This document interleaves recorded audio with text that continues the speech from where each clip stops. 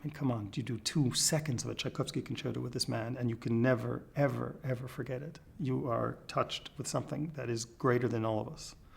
Absolutely. I mean, you live for every moment.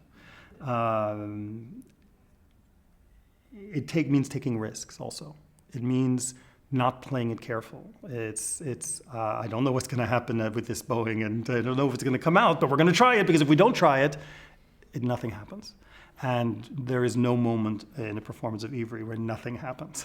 See, Ivry is somebody, I've been with him on the stage, we've played Tchaikovsky Concerto in London at the Barbican, it's a major hall, and we've experienced and shared some wonderful moments there. We've also experienced incredible moments playing off a beaten road in Bolivia with young children in the streets.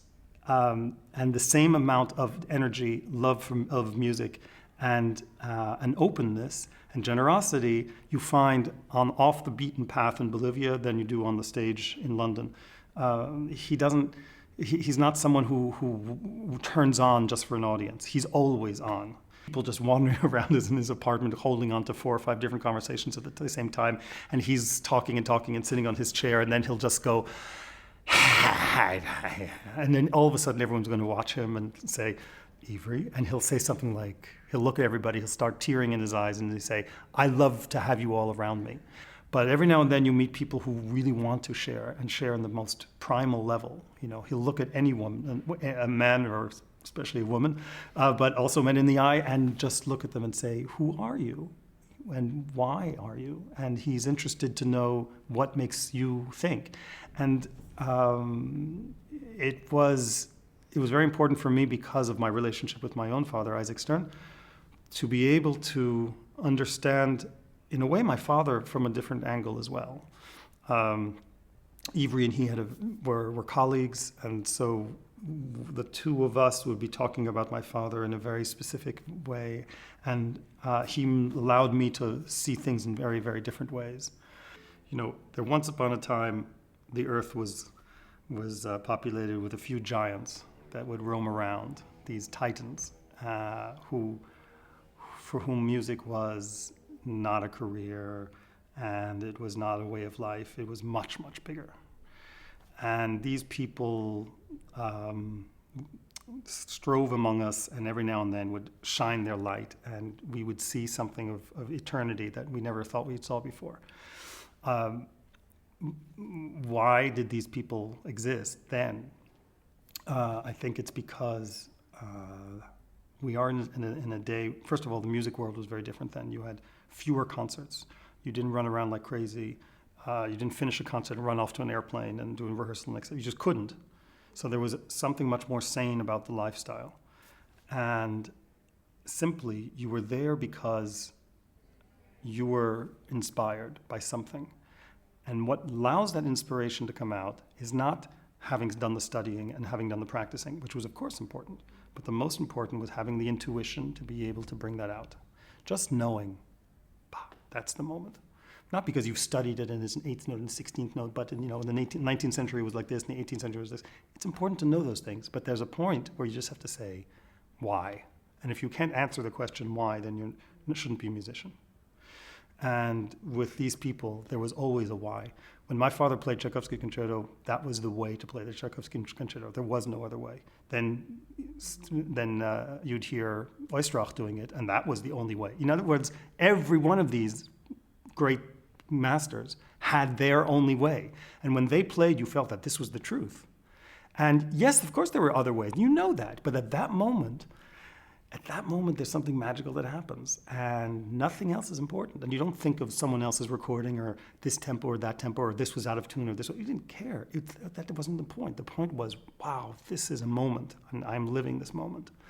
And today we're so compartmentalized. There's the violinist who does this repertoire and the conductor who does this repertoire, and we go to our universities and our Musikhochschulen and we learn all our A's and B's and quarter notes and 16th notes, and we forget sometimes that why are we doing this? Because we're breathing and because we want to share something very, very important. And to get to that level of trusting your intuition and trusting your feelings about and your timing is very hard to get to. It's very hard to, I think, to balance that with a daily musical life of these days. So I don't know, I'm constantly struggling trying to find that, but these people, they had it all the time. But how can you achieve that?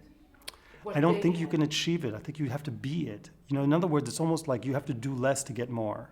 You know, sometimes when you're doing a concert, you're about to go to a concert, about to conduct a concert or play, and you're thinking, oh my God, I hope this tempo comes out. I hope it goes. I hope they're, you know, the clarinet is not too flat or the flute's not too sharp. And you think about that, and then you forget about it. That's not going to make it better. There's this moment where you just take a breath and you breathe and you say, I'm connecting to something that's much greater than what exists. This music is greater than I, and I am just part of something that is wonderful that happens at this moment. And once you allow yourself to go into this portrait, into this atmosphere, then you can. I can hate to say the word achieve, but you can communicate something. But if you think about it, if you analyze it too much, forget it. You're not gonna get it. You have to step into it, and that's also a risk. You have to step in and step out. Yes, absolutely. I mean, Celibidache talked about. You cannot think too much of the risk. No, of course not. It's huge risk, but if you think about it, you won't go on stage. We're always taking risks when we go on stage. But I love being on stage. I love being on that stage. I mean, Concergebouw on top of that. But any stage, there's this wonderful feeling of we're here, we're doing something. There's a connection, electrical connection from one person to the next, and when it's happening well, of course, and that's it's magic. Well, Ivry and my father, in a way, it's as if they were twins separated at birth, you know, but really separated, and they ended up like so far in different directions,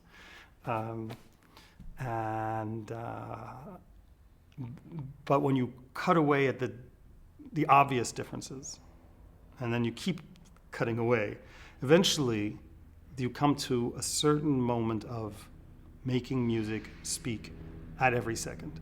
Because the two of them, in very, very, very different ways, were masters of articulation.